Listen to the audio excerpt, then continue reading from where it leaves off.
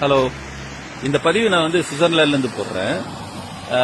ஒரு செகண்ட் இதை பாருங்க. பின்னாடி இது ஒரு ரெஸ்டாரண்ட். எம்கேன்னு போட்டிருக்காரு. தலைகீழ தெரியுது உங்களுக்கு. எம்கேன்னு போட்டிருக்கு. எம்கேன்னு பார்த்த உடனே எனக்கு மிஸ்டர் மு.க. ஸ்டாலின் தான் ஞாபகம் வந்தாரு. நான் சுவிட்சர்லாந்துல இருக்கேன். எனக்கு இந்தியாவில் இப்ப நடக்கிற பாலிடிக்ஸ் எனக்கு எதுவும் பாதிக்க போறதில்ல. இருந்தாலும் என்னால 3 நாளா தூங்க முடியல. எந்த அளவுக்கு மக்கள் அறியாமையில இருக்காங்கன்றது யோசிச்சு ரொம்ப கவலையா இருக்கு.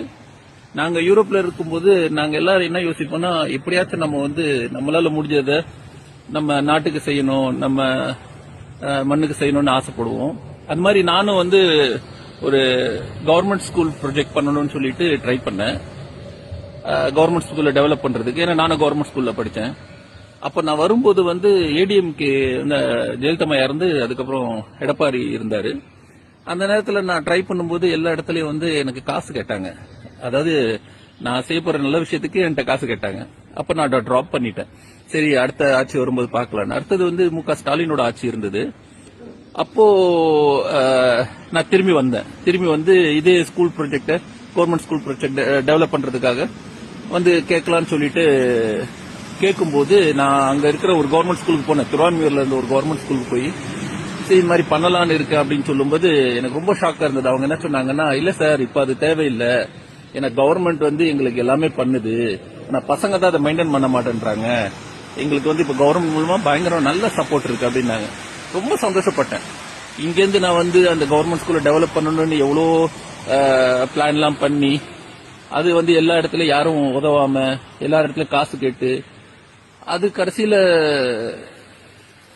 டிஎம்கே கவர்மெண்ட் வந்ததுக்கு அப்புறம் சரி செய்யலாம்னு வரும்போது ஆல்ரெடி அது மாதிரி நல்லா டெவலப்பா பண்ணிக்கிட்டு இருக்காங்க அப்படின்னு கேள்விப்பட்டு ரொம்ப சந்தோஷப்பட்டேன். ஆனா இப்ப நடந்த இன்சிடென்ட் மனசை பயங்கரமா பாதிச்சிருக்கு.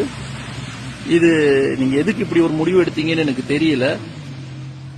ஆனா தயவு செஞ்சு சினிமா முகத்திலிருந்து வெளியில வந்துட்டு ரியாலிட்டியை கொஞ்சம் பாத்தீங்கன்னா நல்லா இருக்கும் உங்க குடும்பத்துக்கும். ஆனா இனிமேல அதெல்லாம் பேசி பிரயோஜனம் இல்லை. நீங்க என்ன செஞ்சீங்களோ அதுக்கான நல்லதோ கெட்டதோ நீங்க அதை பார்க்கத்தான் போறீங்க. ஆனா ரொம்ப மனசு கஷ்டமா இருக்கு.